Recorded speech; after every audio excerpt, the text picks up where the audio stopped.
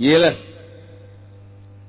luar biasa ya kita naon surat Al-An'am lain bantrak-bantrakeun bahkan ayat man qara'a salasa ayatin min awali suratil An'am ila qauli wa ya'lamu ma taksibun saha jelema nu maca 3 ayat bae dimimiti surat Al-An'am tanu tadi alhamdulillahillazi aka inni kuntu minaz zalimin fastajabna lahu minasyaitonir rajim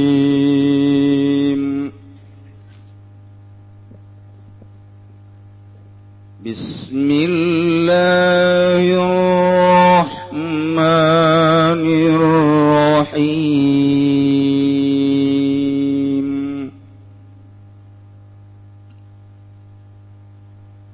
Alhamdulillahilladzi khalaqas samawati wal ardh وجعل الظلمات والنور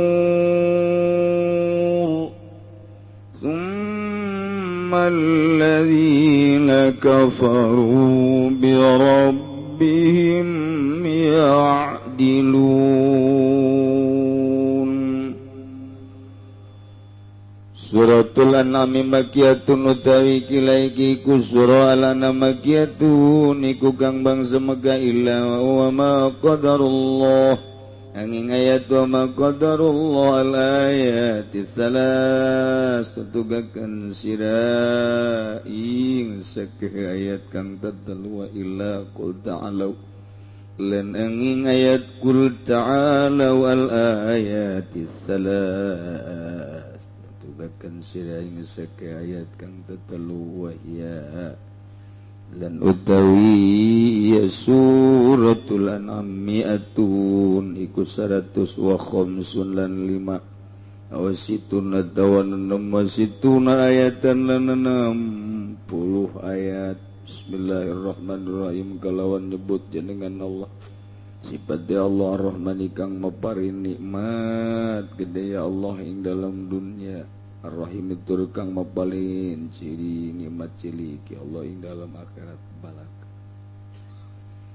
Alhamdulillah wallahu alam bimuradihi utawi jenis puji wa huwa lan utawi hamdu al-wasbil jamiliku sifat kalawan kang elok bitun iku kang tetep lillahi kadoya Allah wa halil murad lan nadah utawi kang den karepaken alilamu iku ngawaruhaken bidzalika kalawan mangkono alhamdulillah iman bihi kadoya iman bihi kalawan alhamdulillah awisana ubihi atawa ngalem bihi kalawan hamdu auhuma atawa utaya iman lan sana iku ihtimalatun iku sake kaihtimalan apya dua kang utawi leuwih maedahkeun ihtimalat iku asali sukang kaping 3 golahu syekh ngucap ing kaul sapa Syekh Jalaluddin Al-Mahali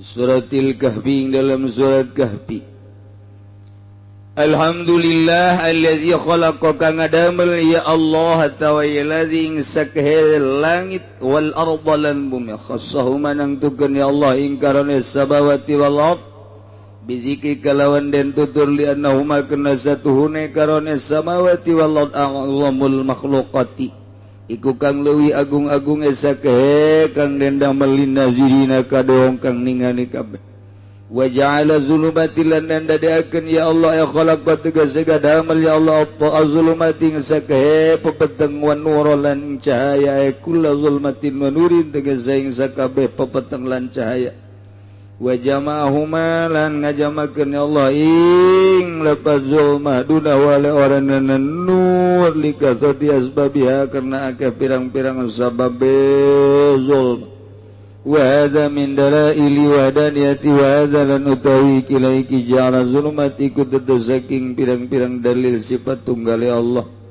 summa alladziina kafaru kari-kari utaung akeh kang pada karupur ya alladziina kabeh makia bi hadzal dalil sebaratana jumeneng ikilah dalil bi rabbihim kalawan pangerane alladzina ya'diluna iku mengoye alladzina kabe yusawuna garo tegas madakeun ya alladzina kabe ing liana rabb bil ibadati ing dalam ibadah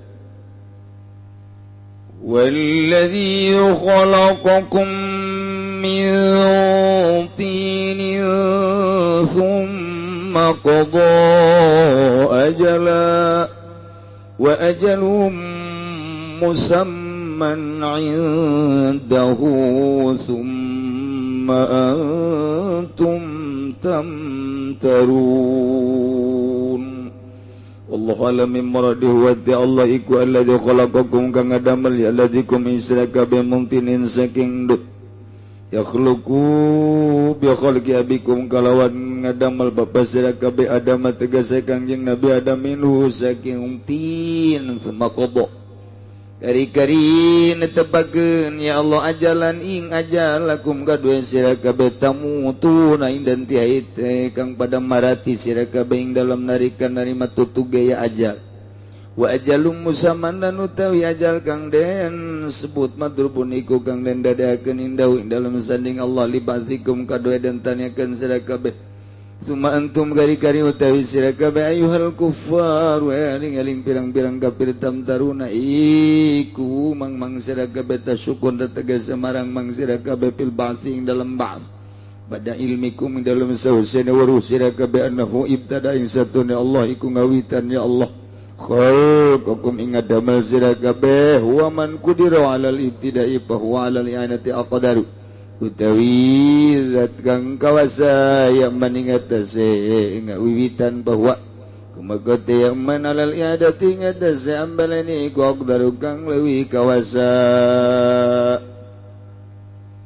wa huwa Allahu fis samawati wa fil ardi ya'lamu sirrakum wa jahrakum wa ya'lamu ma taksibun Allah alam bimaradi wa huwa lan utawi al muttasifu bi sifatil mutaqaddimah iku Allahu Gusti Allah mustahikun lil ibadatika yaiku kang ari mungkah kadue den ibadahan bisa mawati ing dalam sake langit wa fil ardi lan ing dalam bumi ya alam muninga ya Allah sirrakum ing rahasia sira kabeh wajharakum lan jahar sira kabeh matu sirruna wa ma tujhirun wa ma tajaruna bihi bainakum tegese ing barang kang nyamarkeun sira kabeh lan barang kang ngalahirkeun ngadengakeun sira kabeh kalawan main dalam antara sira kabeh ya lamulan uninga ya Allah madaksibuna ing barang kang ngausa sira kabeh tamaluna tegese migawe sira kabeh min khairin wa syarrin saking kebajikan lan kealaan wa ma tatihim min ayatin min ayati rabbihim illa kanu anha mu'ridin Allah alam bimuradihi wa ma tatihim lan orana tegahum ing ahl Mekah ayat Mekah tegas ayat Mekah tegas ayat Mekah min ayatin opo ayat utawi min zaidatun iku zaidah min ayati rabbim kang tetep saking sake ayat pangerane ahli Mekah bidal Qur'an saking Qur'an ilakan wangana ya ahli Mekah ana saking ayat iku kang mengok kabeh muridina iku kang mengok kabeh faqad kazzabu bil haqqi lamma ja'ahum fasawfa yatihim amba'u ma kanu bih fasawfa yatihim amba'u ma kanu bihi yastahzi'un Allah alam bimuradi faqad kadzabu maka teman-teman ngagorokeun ya ilmu kakababil haqi kalawan haq bil Qur'ani tegese kalawan Qur'an lamma ja'u samangsa teka ya aku ming ahli Mekah Pasapayatihi maka besok bakal tu kaum ningali maka amba wa pirang-pirang akibat awakibu maka nu tegese pirang akibat barang kang aya ali maka kabekalan ma iku yastahziuna mri ngaguguyon ya ali maka kabeh.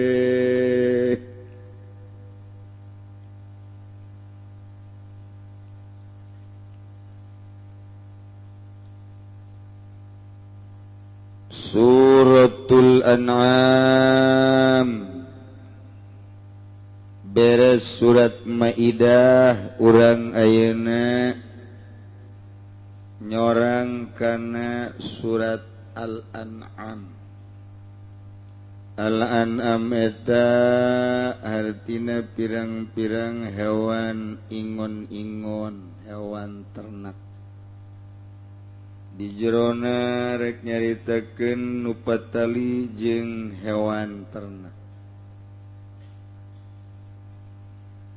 Ieu ayat ieu surah Al-An'am kagolongkeun kana surah Makkiyah. Bangsa Makkah hartina Makkah teh diturunkeunana Kangjeng Nabi meme hijrah ka Madinah. Setiap ayat, setiap surat nu diturunkeun meme hijrah ka Madinah rek di mana bae diturunkeunana eta disebut ayat Makkiyah. Di mana-mana ayat-ayat surat-surat nu diturunkeun sabada hijrah ka Madinah disebut ayat Madaniyah. Jadi lain berarti kudu di Mekah bae diturunkeunana. Sebab asbab nuzulna mungkin di Mekah, mungkin di Thaif, mungkin bae di Madinah, mungkin bae di mana bae turun ayat nama. Ngan Kangjeng Nabi na meme hijrah ka Madinah ta eta teh keur cicing di Mekah seluruh ayat-ayat nu turun di mana bae disebutna Makkiyah. Itulah mustalah at-tafsir. Ngan aya genep ayat hiji illa wa ma qadarullah pikeun ka tilu ayat jeung ayat qul ta'alu tilu ayat genep berarti eta mah ceuk ahli tafsir sabenerna mah ayat madaniyah nyempil di jumlah ayatna aya 165 atawa aya 160 genep ayat. Geus ti mimiti kuari nu kolot bae balik ngaji di talat. Balik ngaji di talat. Jadi urang teu karasa saminggu boga saayat, 2 ayat di talat. Teu karasa 5 tahun nu sabaraha puluh ayat. Itu kudu ngedekluk we urang ieu asal ngaji ka di talat. Sok ngaji ka Kiai cenah mun ngabejana ti keur ieu mah. Atuh mantak daot ti kuari bae gamimitian coba ulah ti keur ieu hayang nyaho coba. Engke bakalna aya evaluasi asa menang genep bulan dites. Saha nu katalar beneran lulus, anu teu katalar teu lulus. Artina kalulusanana nu katalar menang genep bulan ya ti surat ieu engke menang sabaraha ayat urang eta talar hareup saurang-saurang anu bisa balik nu teu bisa ngendong di dieu nurutan keur di SD ebrak cakira teh ngeunaan ngendong di paraban ku kiai masyaallah.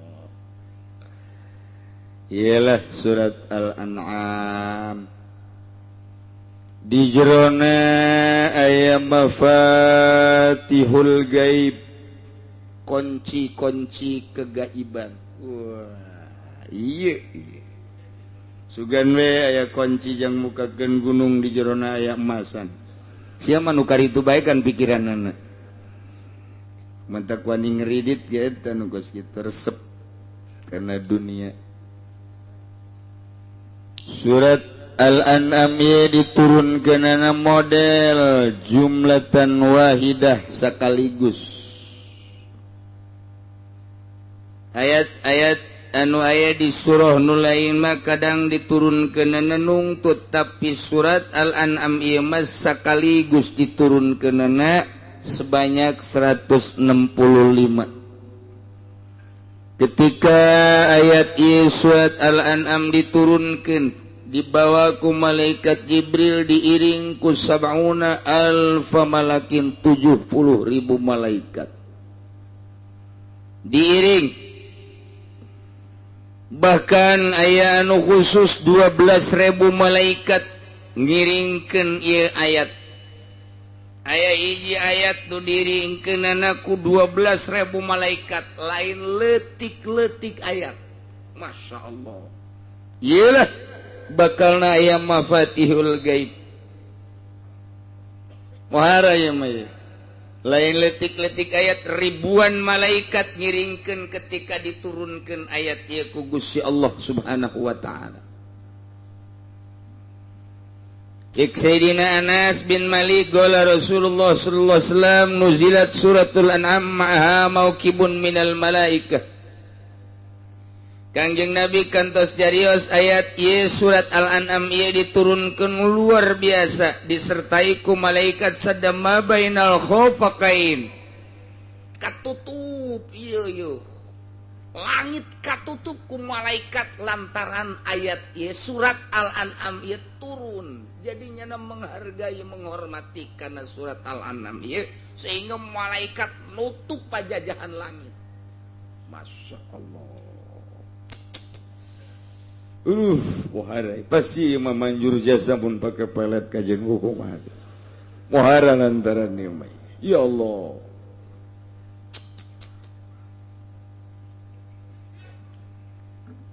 Tika bin Mahba non ke Ka'bul Ahbar nyaritakeun Fatihatut Taurat, Fatihatul An'am, wa khatimatuhu. Lamun urang teu pernah maca Taurat sabenerna awal kitab Taurat eta awalna ieu surat An'am. Tungtungna ge tungtung surat An'am. Jadi di kitab Taurat teh diawali ku awal surat ieu, tungtungna dina kitab Taurat tungtung surat ieu. Dina kitab Taurat teh kos kitu, kitabna nu dicekel ku para Yahudi mun asli. Ngan ku ari mah neangan nu asli teh hese. Iyalah luar biasa imak kita naon surat Al-An'am lain bantrak-bantrakeun bahkan ayat man qara'a salasa ayatin min awali suratil An'am ila qauli wa ya'lamu ma taksibun. Sajelema nu maca 3 ayat bae dimimiti surat Al-An'am tanu tadi alhamdulillahilladzi itu khalaqas samawati wal ardh tepikeun ka ma taksibun ke nu kurang bakal kapanggih tadatang kadinya tah dibaca 3 ayat eta ngaye wakalallahu lahu arba'ina al pamalakin yaktubuna lahu mithla ibadatihim ila yaumil qiyamah. Ku Gusti Allah bakal dipasrahan 40.000 malaikat. Pohara 3 ayat teman. Mantak ayat-ayat Al-Quran teh parohara sebenarnya mun urang nyaho. Seperti kulhu dibaca 3 kali sarua jeung sakurang. Mantak lamun ngariung teh mun hayang tamat Quran 3 bae kulhu. Sarua jeung tamat Quran. 3 kulhu sarua jeung sakurang. Mantak berkatna kudu gede. Sebab sarua jeung maca Quran eta. Masya Allah. Iya ayat lain letik-letik ayat ya baik. Nyeh nu kurang dibaca ieu surat Al-An'am pohara jasa. Geus kaistimewaanna mah hiji tadi mun dibaca 3 ayat bae ieu diwakilan di pasaran 4.000 malaikat 40.000 malaikat. Nuliskeun manehanana kana ibadahna jang eta jelema tepikeun ka poe kiamat. Jadi nu 40.000 malaikat mah nuliskeun ibadah terus datang ka poe kiamat. Wah, ieu mah jaminanna ge sorga bae geus 3 ayat mentek mulah ditinggalkeun nu 3 ayat ieu para jasa bahkan lamun aya setan dek ngalirukeun dek ngawaswaskeun dek ngajerumuskeun ka manehana namun urang sering-sering maca ieu nu 3 ayat ieu datang ka maksibun ayat naon kitu mata sibun na ieu setan ge moal kuateun da pokona mah dek di naon kitu ngaranna pengkolkeun ku setan cek setan teh nyokot deui bae motor ngridit ya nu itu ge aman pan kiai ngomong haram teh bohong buktina sia kan katutup nyokot deui bae eta setan tak kos kitu baik bungkeulekan maupun bisikan hati nu bungkeulekan mah bisa dicabok ku urang babari tapi ieu anu di jero hate eta teh lamun urang sering-sering maca ayat eta moal naon atuh make jeung ngridit mun boga duit memeuli malah-malah sapira dunia tuh eta bisa kos kitu tah ieu lumayan ye berarti ieu ayat pohara ye jadi berarti jang niiskeun hate jang supaya ulah kagoda ku setan ikan urang setan ya ampun jasa ye mun kadeuleu mun loba jasa nu gelut jeung setan kelantaran setan teu kadeuleu jadi urang teh tenang-tenang bae setan teh kadeuleu jadi tenang-tenang mun setan kadeuleu meureun wah di sisi jalan nu gelut jeung setan loba jasa teu kadeuleu hana setan teu kadeuleu insyaallah aja urang elehan bae ku setan eleh bae ku setan boro-borona naon itu ulah neuleu awewe bae ulah neuleu awewe asal lu sugan ingat bahwa ieu teh henteu meunang henteu biasa bae hate teh ditutupan ku setan deres anu ngaranna nu kolot betah bae betah nu kolot teh neuleu kobo nu putih mah tuh atuh terlena sanjilang umurna geus 80 tahun ge atuh nya waduh cek jana lain deui jeung nu di imam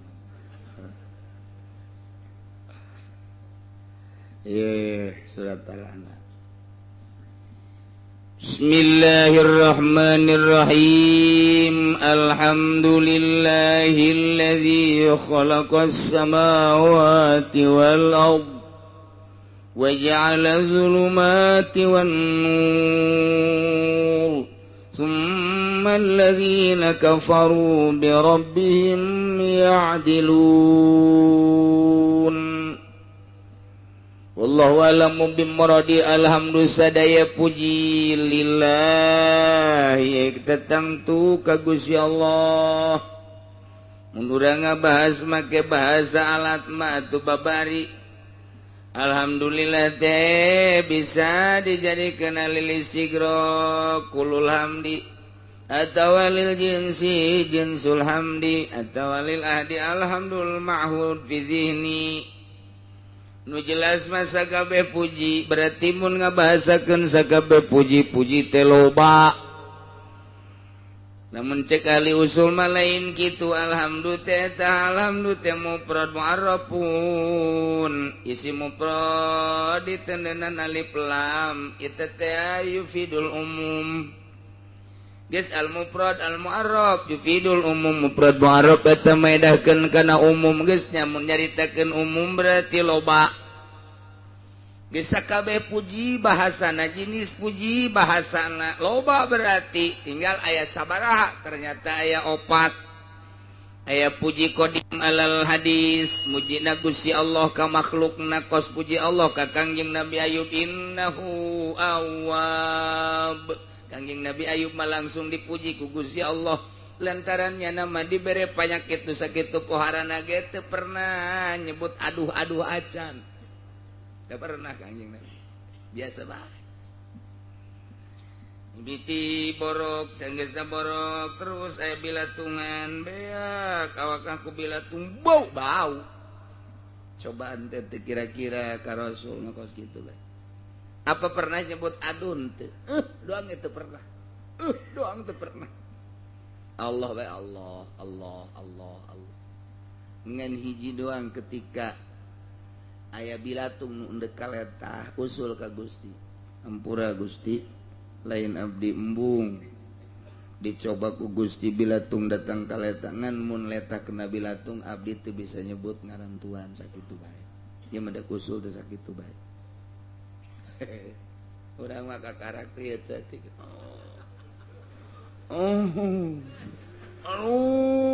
ngadengu datang ka tatangga nanya geura ieu teh si kebo ngadu tah naon ngadengu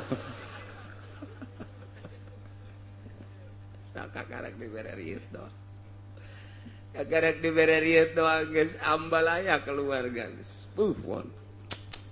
dibere urang rada darah tinggi setik sadesa nyahoeun kabeh sadesa nyahoeun tambah geus kuari mah aya diabetes sakabupaten nyahoeun kabeh lantaran nyanana kokoal auh-auhan aduh-aduhan jauh jasa jeung kanging Nabi matak dipuji ku Gusti Allah innahu awwab Ayub mah hamba aing nu loba babalikna ka aing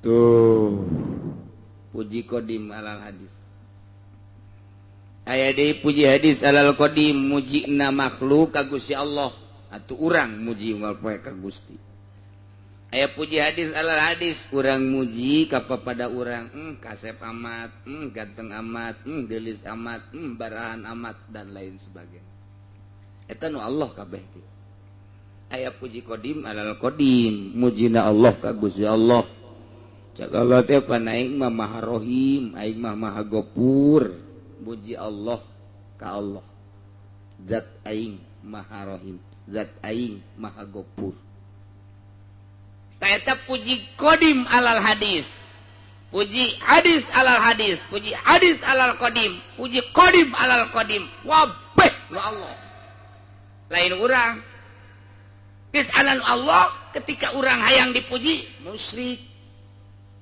ngaranna syirkul khofi hayang ka alam teh ngaranna riya ngaranna syirkul khofi urang salat hayang ka alemna ku makhluk syirik khofi moal digajar siksa lantaran nu nita salat saha Gusti Allah nu ngagerakeun salat saha Gusti Allah nu mere tanaga saha Gusti Allah nu mere ilmu kana yen eta salat teh wajib saha Gusti Allah kunaon aya dilaksanakeun hayang kalem ku pimitohaeun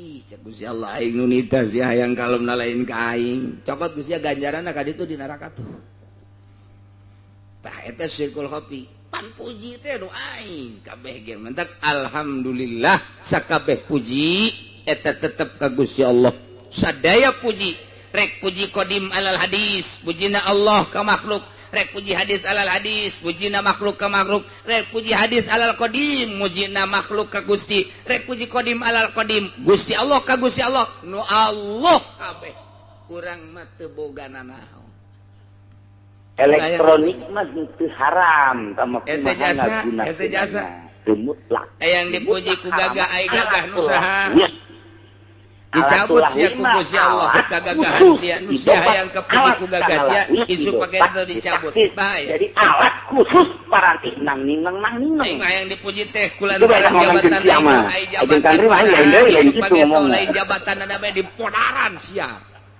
balok balok sia tah dina kata alat sia balok didapatkeun galali didopat ditaksis jadi berarti alat khusus yang dipuji kulantaran sugi ai harta nu saha bisa digunakeun kala salian nang ninang andai kata gitar digunakeun kurang pakai yang dipuji ku kasep ai kasep nu saha bari teh kumaha atuh ngagunakeun ai nu sia eueuh nu siaan kumaha aing nyolong hayang kalem mah ulah kumaha kai cak Allah lain ilmu aya teh digunakeun lain pake heureuyan teu bisa eta ngaranna hayang kalem ku gagah gagah dicabut sia bahaya khusus pake heureuyan perkara itu cabut ku aing harta sia haram awas lamun geus cabut ku aing dek ka mana sia ieu mah lain alat lain lantaran ieu bisa digunakeun baheulana mah gede hulu ieu mah ngan sakadar muka biru sotna gedekeun suara make alat lantaran geus berurut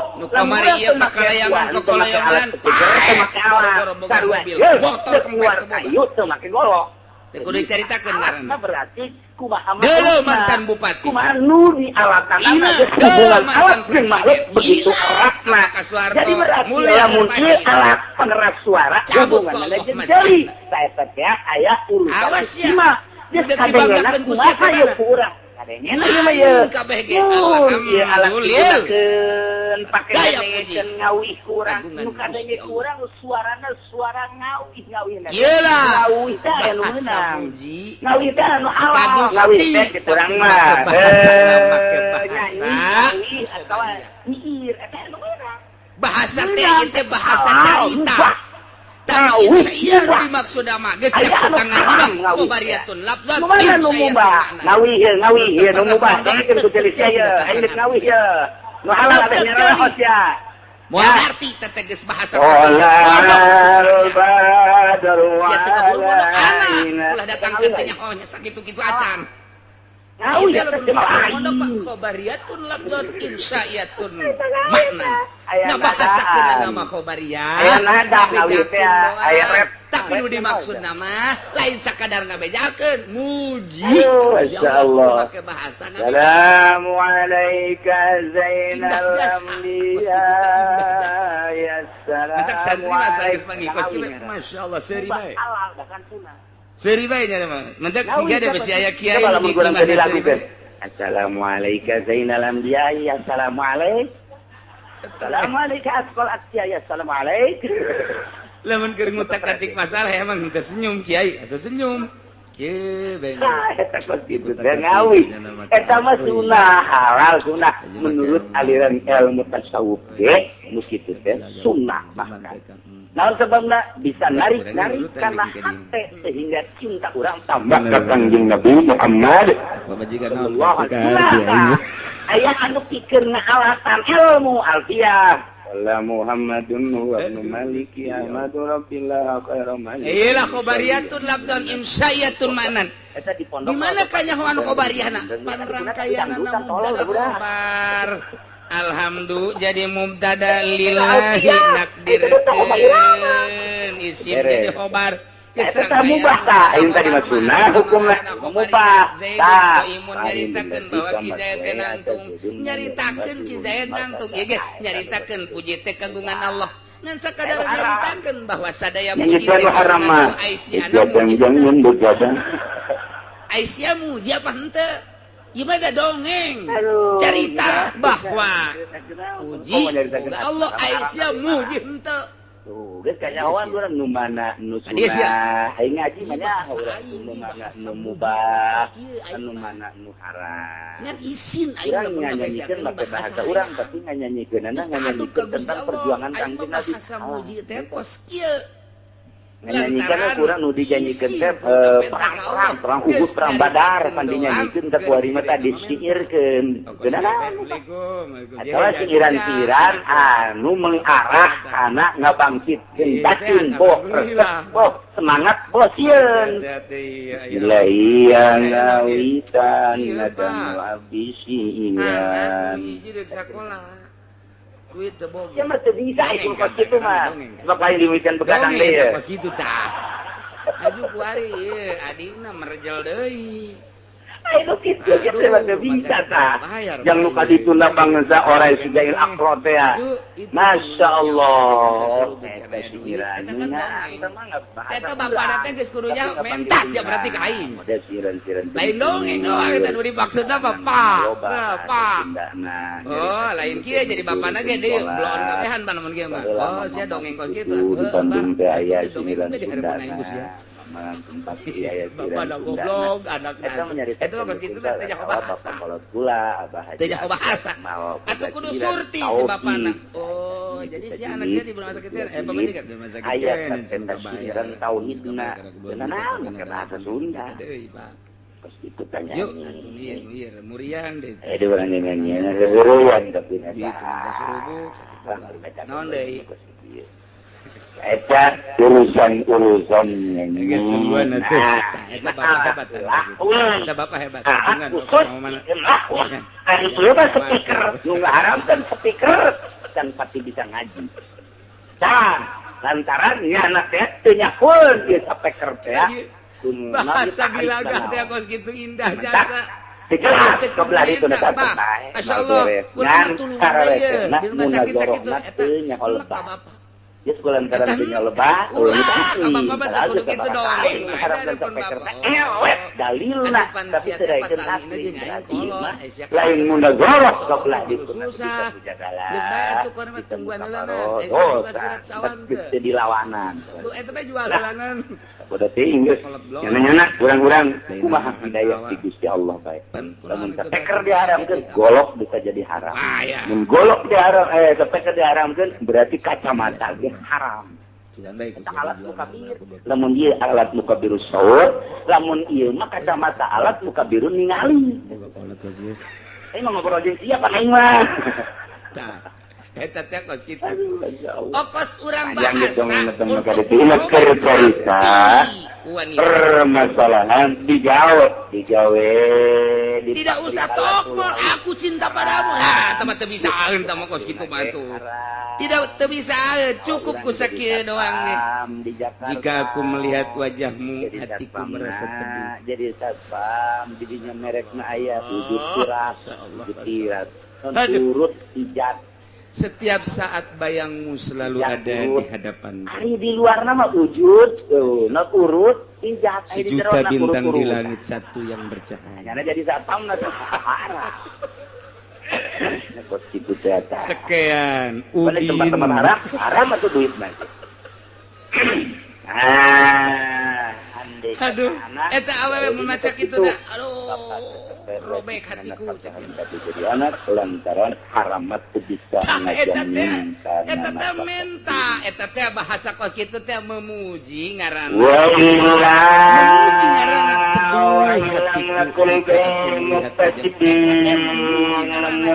pengucapkan orang bahwa dipakeun nabi muktasibiah surah biang qadara al-kasabi walam yaksasi walam yakun panjang jadi ngaji mah jadi jelema fakir kemudian bisa usaha kemudian muliang lumpuh atau gering biasa atau budak atau edan wajib pinapakahan kudu jadi kolot ngaji mah atuh ieu mah kudu tukang ngaji mah lantaran ieu loba nu teu ngaji lamun aya jelema fakir kawasa nya lamun usaha bisaeun teu pangadegna sehat tur teu muriang teu naon khobariyat berarti make hiji kalimat lain pada aslina usaha bisaeun jaga teu usaha geserkeun kalimat tina makna hati tina makna jadi kalimat kalam pasti kadituna wajah ieu adalah aya hiji anak kita perkalimat usaha memantuk usaha lantaran diri negeri atau lumpuh atau manehana teh atau budak leutik kampus dan lain sebagainya. Aya jelema susah jasad hete dahar anu luar biasa. Jelema jaga luar biasa. Nyahoan seterakna nya lamun nganggo sakinta samarkondi. Al-majaz wa rendang. Lamun rangda mah 2 kintal. Kiri kanan sakinta gagah ya. Nah, akhirnya anak yang tunaon sehat muriang tegering dan lain budak tadi anak nanti dijawe mumul jasa wajib apa itu diberen apakah kudu jadi lamun kolotna pinter dongeng eta lain ditambah lo baca saya di leburuan kok sarari lo baca saya iya dia diatur fa'akwalun maka sababarakat ternyata ayat tilu kawal kahildi pujian tajibu mutlaqan lil asli wal hatiku telah robek. Kalau kahiji luar biasa bagus nama wajib diberi napakah baik. Mun anakna nu mumul model kitu bapak wajib nganapakahan. Mun bapak nu mumul model kitu anak wajib nganapakahan kanu jadi kolot. Wajib bae teman. Mun anak nu susah kolot wajib nganapakahan kanu jadi anak. Lamun bapak nu susah anak wajib nganapakahan lu kanu jadi kolot. Nah make jeung wajib segala rupa padahal manyana mumul. Li annahu waqtahu lil insan ayukallifu qaribahu al-kasaba ma'isa imali. Menurut pandangan agama kararitunya kararese urusan gara-gara alhamdulillah ya bapakna aya gablek bapakna bapakna gablek ini teh bahasa sih mah alhamdulillah mendak moal aya ku tanah aya warung aya anakna mumul wajib bae bapak nganapakahan alhamdulillahilladzi jalla wa ala alhamdulillahirabbil alamin alhamdulillah kan sok kurang make alhamdulillah karena moal dibawa balik ke kuburan jeung jore jasa cek pandangan agama bapana cek itu ayana hartana kunyana dicekelan bae anak terlantar jore jasa bahasana lemes luar biasa barengan bae hakikat nama eta harta teh ini bapak itu Allah subhanahu wa ta'ala masya Allah aya muji hamdu ieu di dieu wa huwal wasfu bil jamil lugot teh cek lugot ma al wasfu bil jamil ku bahasa urang memuji ku bahasa kasep amat lugot ngaranna urang memuji gelis amat lugot barahan amat lugot ngaranna lantaran ai cek istilah ma fa'lun yunbiu an ta'zimil mun'im bisababi qaulihim mun'iman pagawean anu timbul tina ngagungkeun kana mere nikmat ku sebab eta teh mere nikmat. Jadi ieu mah urang make pagawean tah ieu kakarak pujina ieu puji istilah. Urang teh dibere ku Gusti Allah jadi manusia, dibere ku Gusti Allah sehat, akal sehat, pikiran sehat, jag-jag waringkas. Ku ari urang memuji ka Gusti Allah, ku sungut doang mah bahasa tama. Barahan amat Gusti Allah. Luar biasa istimewa Gusti Allah Maha Rahman Maha Rahim Maha sagala-gala eueuh nanaonan sakitu teu kudu make bahasa kos kitu dur zuhur wudu salat teu ngomong nuhun Gusti teu ngomong pake pagawean eta teh muji nu paling istimewa mah kos teu kudu ngomong urang datang ka imah dunungan urang kudu diomong dunungan mah luar biasa barahana ka abdi geus luar biasa beberean teh ka abdi teh geus hese nyaritakeun anak ulah ngomong kitu ka dunungan mah tembongkeun pagawean sia di hareupeun dunungan rasa syukur sia ka dunungan sia muji ngaranna begitu datang ka dunungan langsung ka dapur bersihan ka dapur kote terus bersihan jukut-jukutnya sasapu ngepel dan lain sebagainya eta teh akan memuji rasa syukur tidak pemberian si dunungan geus beres kue bersihan cak dunungan garong atuh ieu mah tak eta muji daripada ngan kusungut doang ngan dibere kusungut doang eueuh tapak di mata dunungan tapi ketika datang sasapu koret dan lain sebagainya eta teh geus muji cak dunungan masya Allah kamari dibere 100.000 bagi imah jadi bara rezeki katut jeung kue na bersih judungan mendingan mana tak ngan omong doang jukut nyemrung daripada teu ngomong maningan nu teu ngomong tapi jukut lesa maning mana atuh maning nu lesa ngan dibere omong doang jukut nyemrung tai kotok ambalaya di dapur mararacet kompa dan lain sebagainya aing dibere omongan doang teu ngeunaheun tapi begitu datang ka dunungan rarapih kabeh ieu ge urang ka Allah ngan ngomong doang Gusti Ma'al Maha Rahman Maha Rahim ai salat henteu puasa henteu zakat henteu blod cak Gusti aing emangna naon cak Gusti pan sia teh aing muji ka aing mah atuh parentahan aing tah fa'lun yunbiu anta limit anta zimil munim ku sebabnya na mere nikmat ka urang lakukeun puji ka Gusti Allah salat puasa zakat dan lain sebagainya puji aya di syukur mah syukur bahasa orang terima kasih cak Gusti Allah malam yaskurin nas lam yaskurillah jelema nu teu syukuran ka manusia teu syukur ka Allah jadi urang bersyukur teh kudu ka jelema heula eta teh sarua jeung ka Allah urang keur cicing bae poe minggu hujan gede jol bae jelema poe cicing bae teu ka mana henteu tah teu ka mana ka yang dibere ku Haji Samsur 2 bungkus aboh molotot bae teu kicep-kicep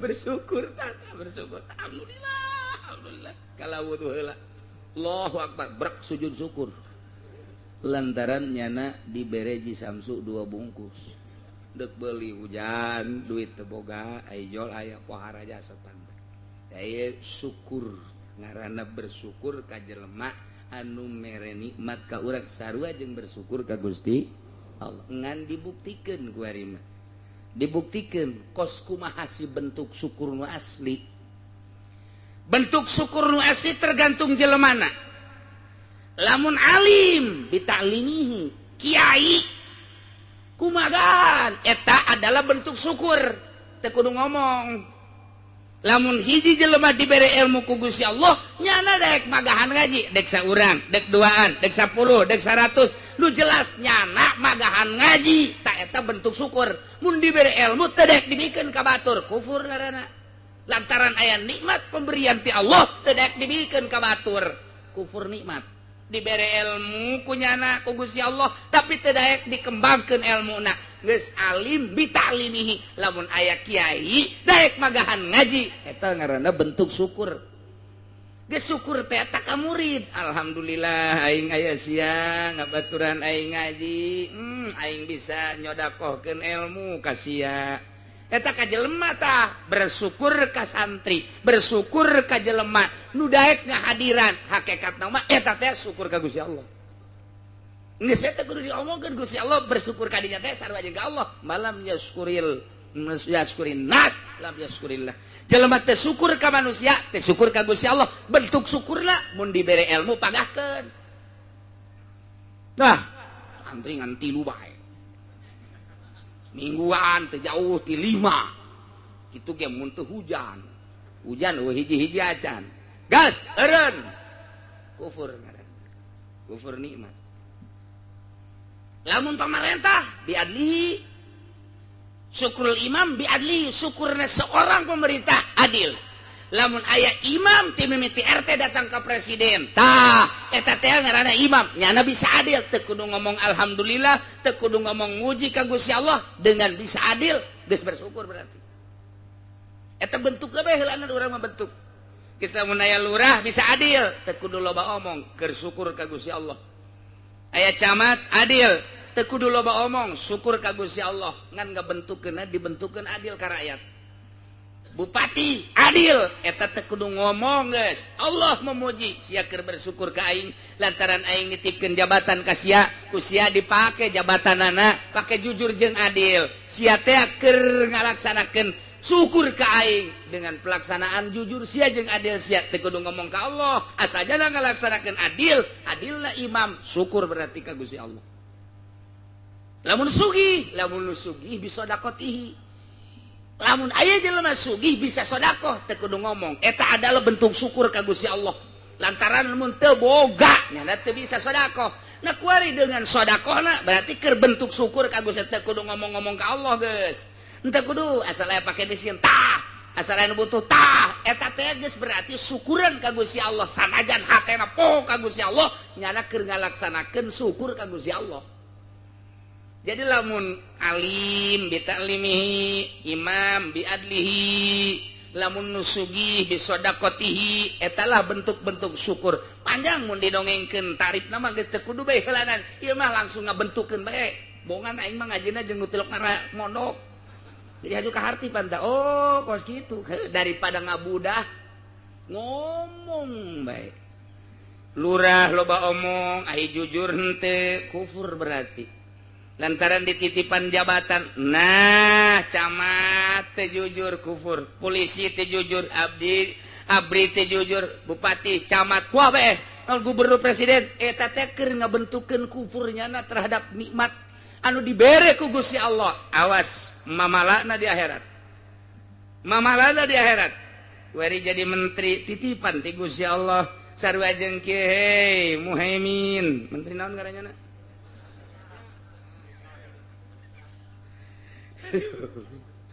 atau ini nama menteri gitu agama sangat menteri agama oh si Surya bener kan itu si budak acak-acakan sana agama ini di dunia aduh Surya cak bos ya Allah Dharma 2 Ali tiluan berarti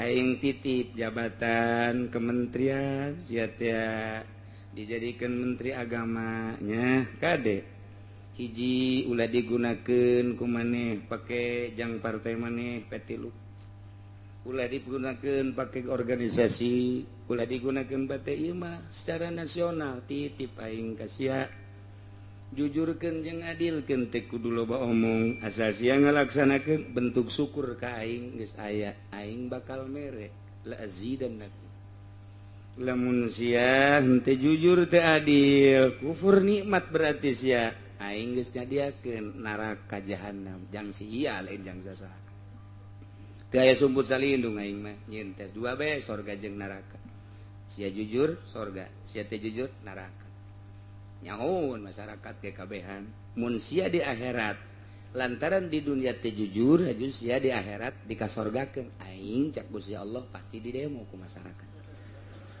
embung aing mata ka Allah mah malah nu demo hai Presiden SBY engkau telah diamanati oleh seluruh bangsa Indonesia rakyat Indonesia 200 sekian puluh juta memandang dirimu, hai Presiden. Dan di dalam negara ini macam-macam yang harus dilindungi. Mulai dari papan atas sampai papan kelem. Abeh ieu teh kursia teh kudu dising hade. Sia teh kan boga cabang-cabang jeung ranting-ranting melalui sub-sub. Mulai diatur oleh kementerian-kementerian. Bila perlu tambah deui menteri besi kurang ngelolana.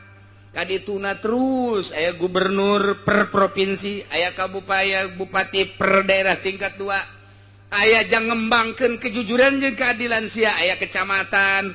Kabelah dituna jang ngembangkeun kejujuran jeung keadilan sia, aya desa, aya arat.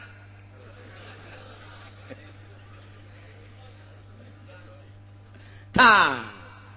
Sok laksanakan ku sia kade titipan ieu teh presiden teh sia jujur sia adil aingnya diakeun sorga sia teh jujur sia teh adil aingnya diakeun neraka sakitu bae andai kata masyarakat ku aing ditanya jujur henteu cak masyarakat henteu ku aing moal dikasorgakeun sia aing deuk nanya padahal aing nyaho aing bepan pangeran tapi tetap saksi mata tah ieu nu bakal ditanya lamun sia teh jujur SBY hai ku aing dikasorgakeun aing di demo jore amat pangeran Allah di demo ku si Alek ku si Udin Jepri teu bagus nu mantak moal aya be amal nu henteu dibales amal bagus balasanna bagus sorga amal goreng balasanna goreng neraka janji aing padahal mah hak peto aya di aing sanajan maksiat bae ku aing geus kasorgakeun batu kumaha aing aja aing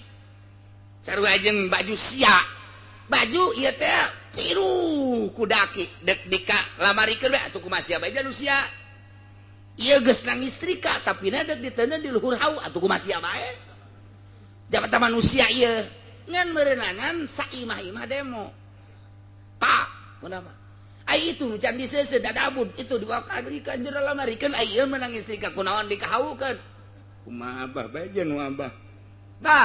Abah kudu kagrogol keur nya. Emang kunaon? Salah menempatkeun, Bah. Ai sapatu sokna di hulu apa di suku? Di hulu. Bener ya. Kopiah di hulu apa di suku? Di suku. Atuh bener ieu mah abah mah dosisnya tinggi kuduna ieu mah. Tah, berarti kan teu adil. Lamun sapatu dipake di suku adil, lamun sapatu dikahulukeun teu adil. Lamun kopiah dikasukukeun teu adil. Tah, kuari teh kos kararitu tah lamun ku urang dibuka mah jelema teh loba nu teu araradi. Nah, ieu balikeun deui aya nu bentuk syukur teh geus teu kudu omong, langsung digawe. Boga ilmu urukeun bentuk syukur ngaranna. Langsung ka bentuk bae mah. Lamun jadi pamimpin ku adil bentuk syukur geus teu kudu loba omong. Lamun boga harta ku sedekah bentuk syukur. Langsung teh ku Allah dibere sorga bae geus. Diberi sorga ngolowong biasa sabadarna mah ieu lurah teh geus babari jasa tinggal ngalengkah doang ka sorga. Tinggal ngalengkah doang plak sorga. Lurah mah babari jasa asal bebeneran ngurusan rakyatna. Ketika teu bebeneran ngurusan rakyatna, wayahna ka sorga mah ka sorga. Ya di sate sakeudeung. Bangsa 1999 tahun lah. Antara muji jeung syukur. Alhamdulillahilladzi sadaya puji Gusti kagungan Gusti Allah.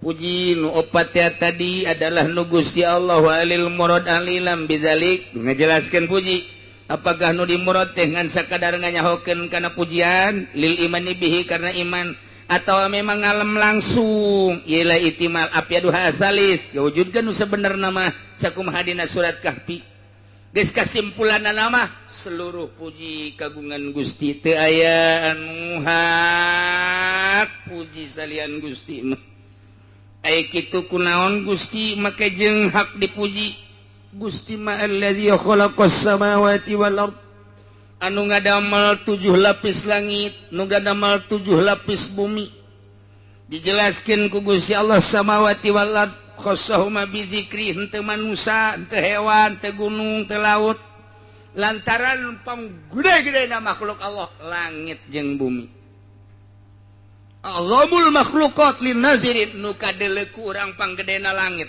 nu kadeuleu ku urang panggedena bumi datangkan dibentuk-bentuk kurang teh dibagi-bagi ku manusia datangkan 5 benua Asia, benua Amerika, benua Afrika, benua Australia, benua Eropa. Lamun sabenua Asia bae ge aya Asia Barat, Asia Timur, Asia Tenggara, Asia Utara, Asia Selatan. Wah luar biasa. Kitu kene Amerika, kitu kene Australia. So gede kumaha meureuntah sa Asia teh. Mun kurang di lempangan bae mah lempang hayang ngurilingan bentukna sa Asia bae heulanan sa benua Asia. Kudu pamit heula ka keluarga. Amit ieu mah hitung-hitung paeh bae. Emang kurang hayang kuriling-ngurilingan benua Asia ngan lempang.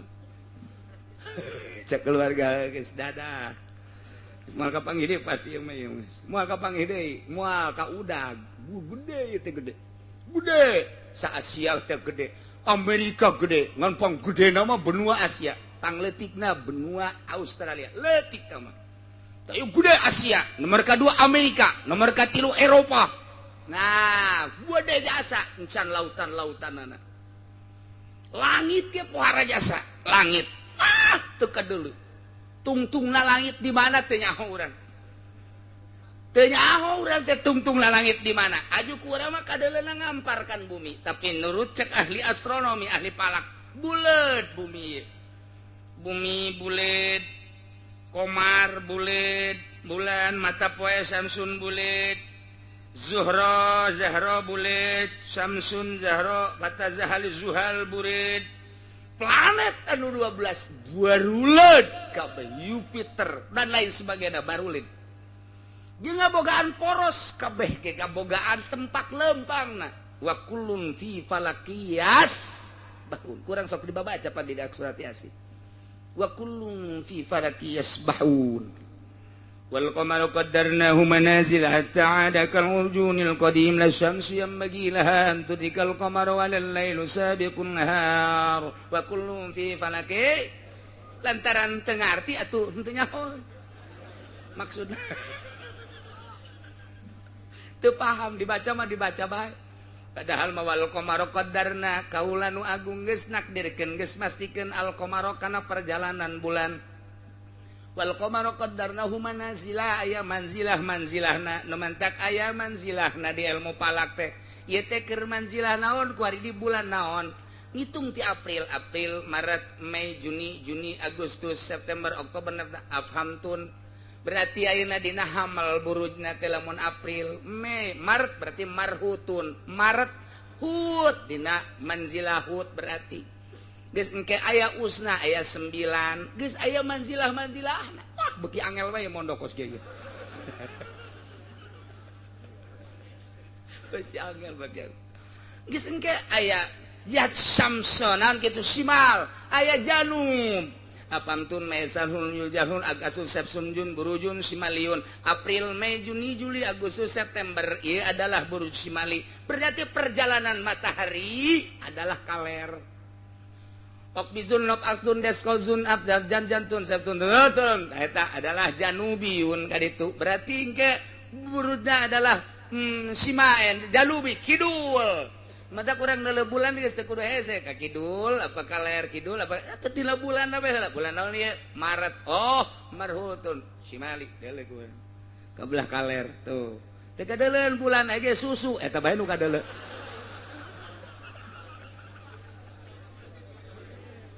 aya manzilah engke aya manzilah dabron manzilah mah macem-macem tadi neul bopalak wal qamaru qaddarnahu manazila hatta 'ada kal urjunil qadim sehingga nyana balik deui kanu awal engke di manzilah nu ieu tas poe ieu manzilah nu ieu poe ieu manzilah deui poe ieu manzilah deui sapoe-sapoe nyana pindah-pindah manzilah si bulan teh engke geus aya 30 poe balik deui nyana qaddarnahu manazila hatta 'ada kal urjuni hatta 'ada balik deui al urjunil qadim kas kanu baheula deui ka awal kitu jeung kitu wae kitu jeung kitu la syamsu yanbaghi laha an tudrikal qamara moal aya bulan ngudag-ngudag mata poe moal aya panon poe ngudag-ngudag bulan hartina lantaran aya porosna masing-masing moal ngagiclek poros maton panon poe pindah ka poros bulan atau bulan pindah ka panon poe tukerannya nacak bulan sia di dia aing dirinya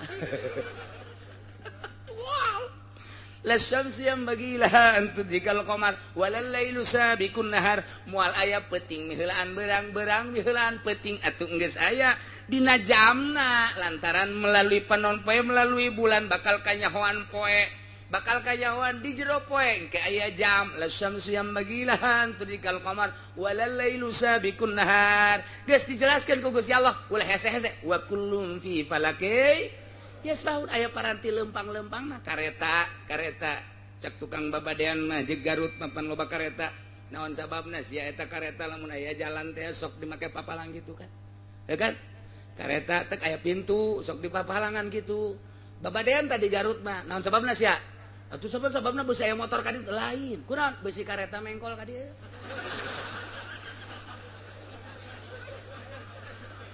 khawatireun tuh kan eta wa kullun fi falakias boro-boro bulan boro-boro panon poe kareta ge aya porosna wah hese teuing tanu mah diatur ku ilmu falak geus asal falakna salah we salah nanggalkeun salah lompat ka mana ge salah buatan Yahudi teu percaya aing mah sebab Al-Qur'an geus boga falak sorangan wa kullun fi falakias bahun teu percaya sia bodoh aing mah boga falak sorangan mantap Kiai galak ka muridna, aji palak. Kula digalakan ku abah kula. Aji sia palak, jang sia bae heula batur onaman. Sebab naon? Di akhir ternyata Yahudi neuk mengkol-mengkolkeun urang. Rumus nu kuari teu bisa nyieun sorangan. Dijieunna ku Yahudi bae dek nuturkeun eta. Dek nuturkeun eta los. Tapi kan wa kullum fi falaki yasbahun. Atuh urang mah bisa nyieun sorangan rumus Islam mah. Rumus di Islam nyieun sorangan urang teh nyieun geus beak tahun 1200 kuari 1400 tinggal dijieun ku sorangan. Masya Allah hese-hese amat daripada orang nuturkeun ka Yahudi can puguh can karuh. Ini ngaji ke mana sih? Itulah Gusti Allah teh nu mantak sadaya-dayanya nggakeun puji nu Gusti lantaran Gusti manu ngadamel 7 lapis langit encan kadituna aya aras encan kaditu aya sidratil muntaha encan kadituna aya rob-rob encan kadituna aya kolam aya lauhil mahfuz. Masya Allah. Berbagai pengalaman para rasul diantara Kangjeng Rasul urang ketika Mi'raj boro-boro sasaha malaikat Jibril ngan datang ka langit ka 7 bae pamitan malaikat Jibril tidinya teh Muhammad teu bisa kula mah naik ka luhur terus lantaran wilayah kula mangan sakikieuna bae cak Kangjeng Nabi mah nyai ti handap babarengan datang ka dieu ai kula ditinggalkeun hayu bae embung lain wilayah Jibril mah Jibril embungeun ngalengkah nu lain wilayah.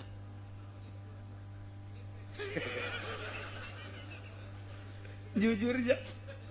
Nah, tuh ayo lurah, camat Gusti Allah nu agung, bupati dan lain sebagainya lah hese nangan jujur, embung, cak Kangjeng Nabi milu bae saeutik, mat, cak malaikat Jibril hampura, mun kula saeutik bae ngalengkah, tutung kula, lain wilayah kula, atuh pamit cak Kangjeng Nabi.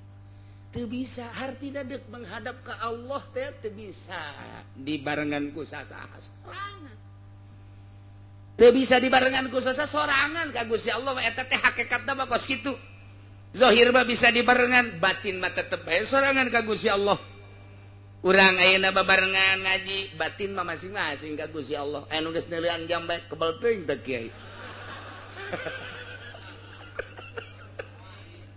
Batin masing-masing tak iya ge urang teh hudang ti peuting sorangan ka Gusti Allah tadarru. Masya Allah hanya Allah nu apaleun hanya Allah nu terangin kadeketan urang jeung Gusti Allah hanya Allah bae jeung dirina nu nyaho karasa deket jeung henteu jeung Gusti Allah karasa jasa deket da jeung jauhna jeung Gusti Allah wari urang kieu maksiat mabok kabeh ge boga perasaan jauh jeung Gusti Allah boga harta teu ngazakat eta ki haji nu hartana berlimpah teu rek zakat dirina teu bisa dibohongan nuranina asa jauh jeung Allah kuari deuk we urang boga harta kabaraha zakatna aya 20 juta mah plek plek plek dinolkeun hate bentuk ibadah ka Gusti kakarak sakitu ge asa deukeut jeung Gusti asa diseuri-seuri Allah teh asa seuri di hareupeun aing keur seuri jeung Gusti Allah asa kos kitu.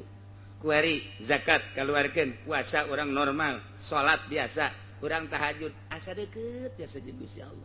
Masya Allah coba ge nu sok tahajud mah hudang isuk-isuk moal aya marah moal aya jelema nu sok hudang ti penting moal aya marah lawan sababna sebab asa deket jeung Gusti Allah isuk-isuk diuk di meja dibawakeun kopi jeung henteu bakal moal aya reaksina naon ka pamajikan moal aya keur dibawakeunana malah cek hate lah ning teu kudu ngarepotkeun.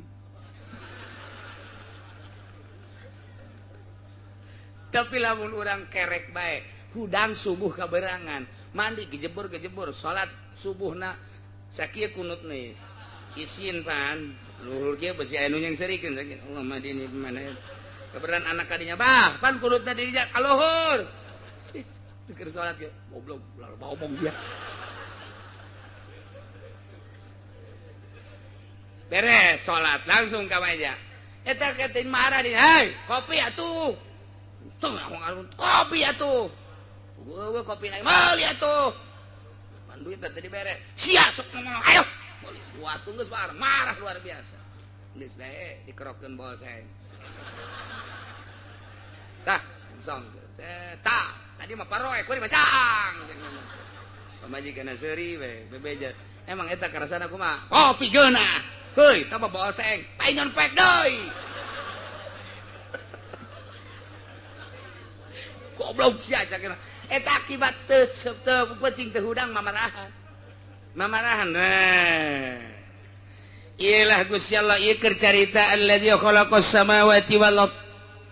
Allah teh panu ngadamel 7 lapis langit. Masya Allah. encan nu lain-lain haju eueuh nu nyaho kalegaan langit wal arda jeung bumi di jero bumi teh wah tersimpen macam-macam aya minyak di jero teh aya solar aya besi di jero teh logam perak emas dan lain sebagainya aya emas onom teh kudu jero taneuh di Brebes ge loba da emas mah tah eta loba jasa tah eta tersimpan allazi khalaqas samawati wal mantak puji ka Gusti Allah. Masya Allah nu mantak disebut samawati wal padahal mah gunung aya laut aya nu kadeuleu kurang panggedena langit jeung bumi naon deui wa ja'ala zulumati wan nur jeung Allah ngajadikeun popoek-popoek wan nur jeung cahaya-cahaya ai di dieu zulumat mah dijamakeun ai nur mah teu naon eta teh rahasiana lantaran ai zulumat mah sababna loba jasa mantak wa jamaah dunahu Allah ngajamakeun kana zulumat ai nur mah teu likasati asbabiha lantaran loba pisan sabab-sabab zulumat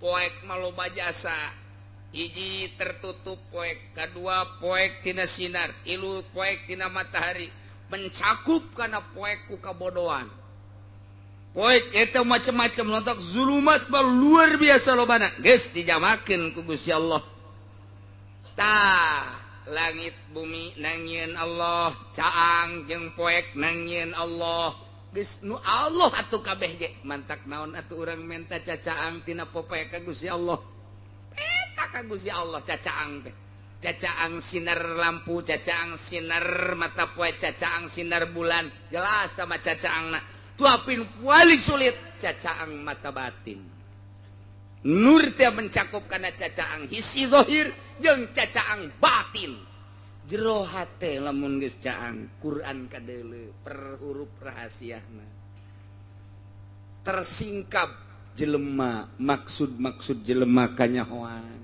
lamun urang geus caang mata batin sieun urang teh tembong ka Gusti Allah caang mata hate ngaran aya pengajian caang mata hate urang neangan cacaang ngaji neangan cacaang ngaji mah neangan cacaang nu tatarina teh nyaho rukun salat barang ngaji nyaho caang bray nu tatarina teh nyaho rukun wudu barang ngaji bray nu tatarina henteu nyaho kredit haram bray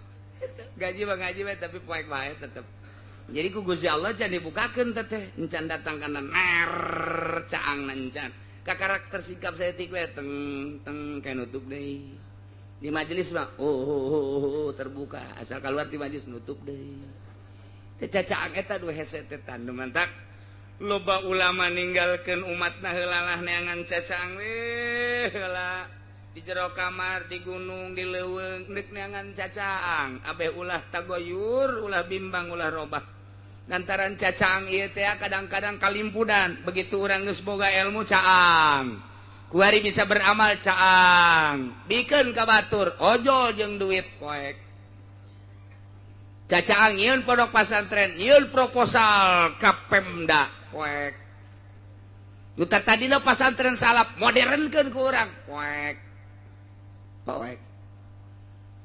lain hayu beki caang beki poek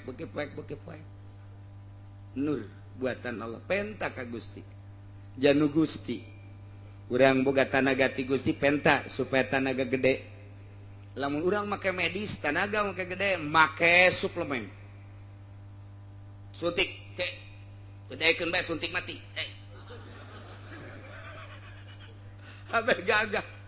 abeh gagah ketergantungan terhadap obat medis tapi aya gagah teh ya gagah ruhani baca Quran jadi gagah batin baca sholawat jadi gagah batin berani hudang malam tapi lamun nu make pel teu berani hudang malam gagah biasa make obat ieu obat itu ketika hudang peuting puyek digisik-gisik mata wah ayat anu hayang hudang peuting teh kan ayat aja jelema tetep aya ngan encan dibukakeun dipantaukeun hulu naga kurang hayang hudang aing tunduh jasa. Aduh, geus puyeng jasa aing handeuleun anggal deui golepa. Awak pagagah tinju mah bisa, ngalawan peuting teu bisa. Tapi sering baca Quran, sering ngaji, sering baca sholawat. Begitu hudang jam 2, Masya Allah. Nikmat jasa. Langsung hudang ngala wudu. Set, Allahu Akbar. Pas tahiyat, salam deh.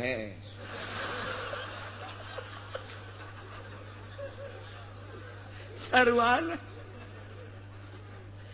Tapi nu jelas jana waniun ngalawan peuting. Tah iyalah.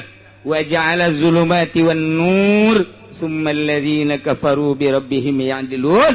Tapi jelema nu kafir mah mengkol nyana ka pangeran. Sakitu geus jata mun ditanya langit buatan sa Allah, bumi buatan sa Allah, nu boga poe sa Allah, nu nyieun caang sa Allah, iman atuh sia ka Allah, moal ka Isa bae blot kafir. Nu nyieun langit bumi sa Allah, nu nyieun caang jeung poe sa Allah. Percaya tuh ka Allah bahwa Allah teh pangeran. Henteu abdi mereka patung mae. Jelema kafir teh kararitu. Mata hatena teh dibungkus ku Gusti Allah, teu dibukakeun hijabna. Padahal mun secara ilmiah geus caheun nya ge. Saha nu nyieun atuh langit ti mimitina jeueul mun lain Allah. Eueuh dongengna langit dijieun ku sa, eueuh dongengna bumi dijieun ku sa, sedengkeun aya makhluk pasti aya khaliq. Telusuri melalui ilmu filsafat bakal kapagi pasti aya nu nyieun. Buada teangan nu nyieunna moal kapanggih kecuali Allah. Percaya tuh henteu deuk batu bae. Geus jelas ieu teh langit ciptaan Allah, bumi ciptaan Allah, poek jeung peuting teh ciptaan Allah. Tinggal percaya bae atuh iman Allah teh pangeran, tapi tetep bae summal ladzina kafaru bi rabbihim ya'dilun. Endahan mengkol jana mah ibadah teh nyembah teh ka Tritunggal. Maryam, Bunda Maryam pajal pangeran, Isa masih pajar pangeran, batu patung pajar pangeran, kayu pajar pangeran. Nauzubillah min dalik. Nandakeun bahwa Allah teh pangeran. Dalilna aya dadamelanana. Naon dadamelana? Langit bumi poek jeung caang. Tekarti mun aya dadamelana eueuh nu ngadamelna pasti atuh pangeran teh Allah lantaran aya dadamelanana. Wallahu alladzi khalaqakum min tin. Deuk jaritakeun kelanjutanana pembuatan Kangjeng Nabi Adam, asal Kangjeng Nabi Adam geus kajahoan pembuatanna tina naon berarti urang ge bakal kanyahoan tina naon ke engke wallahu alam.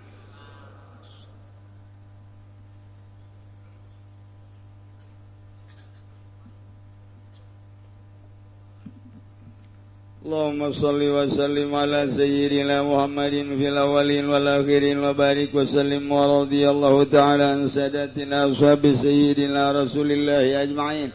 Amin ya Allah ya rabbal alamin. Allahumma hdina siratal mustaqim, Allahumma hdina siratal mustaqim, Allahumma hdina siratal mustaqim, siratal ladzina an'amta 'alaihim minan nabiyyin wasiddiqin wasyuhada'i wassalihin wa hasuna ulaika rafiqa. Dzalikal fadlu minallahi wa kafa billahi alima.